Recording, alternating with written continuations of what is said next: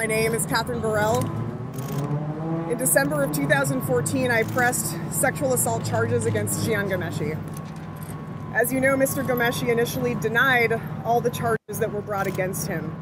But today, as you just heard, Jian Ghomeshi admitted wrongdoing and apologized to me.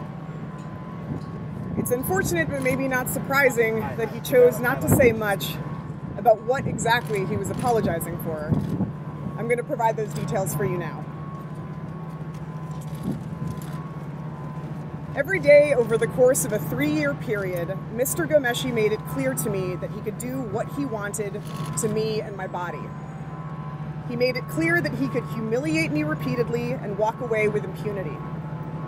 There are at least 3 documented incidents of physical touching. This includes the one charge he just apologized for, when he came up behind me while I was standing near my desk, put his hands on my hips, and rammed his pelvis against my backside over and over, simulating sexual intercourse.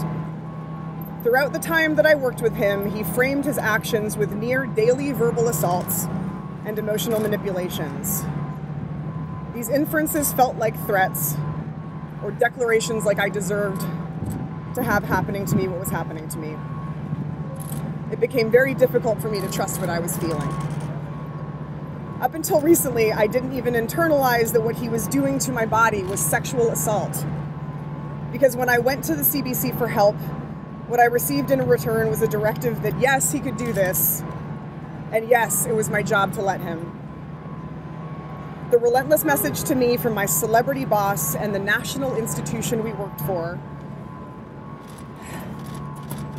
were that his whims were more important than my humanity or my dignity. So I came to accept this. I came to believe that it was his right. But when I spoke to the police at the end of 2014 and detailed my experiences with Mr. Ghomeshi, they confirmed to me what he did to me was, in fact, sexual assault. And that's what Jian Ghomeshi just apologized for, the crime of sexual assault. This is the story of a man who had immense power over me and my livelihood, admitting that he chronically abused his power and violated me in ways that violate the law. Mr. Ghomeshi's constant workplace abuse of me and my many colleagues and friends has since been corroborated by multiple sources, a CBC Fifth Estate documentary, and a third-party investigation.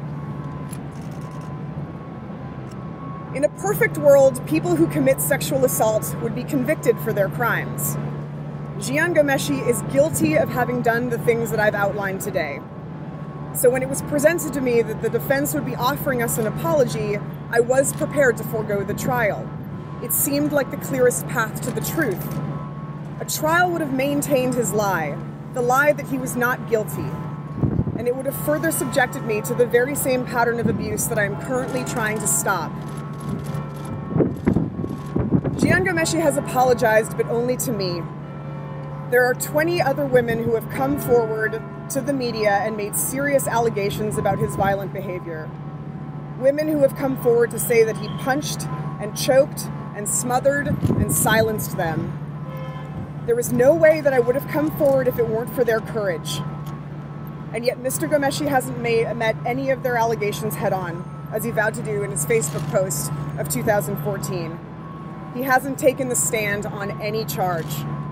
All he has said about his other accusers is that they're all lying and that he's not guilty. And remember, that's what he said about me. I think we all want this to be over, but it won't be until he admits to everything that he's done. Thank you. Ms. Borel, can we just ask you,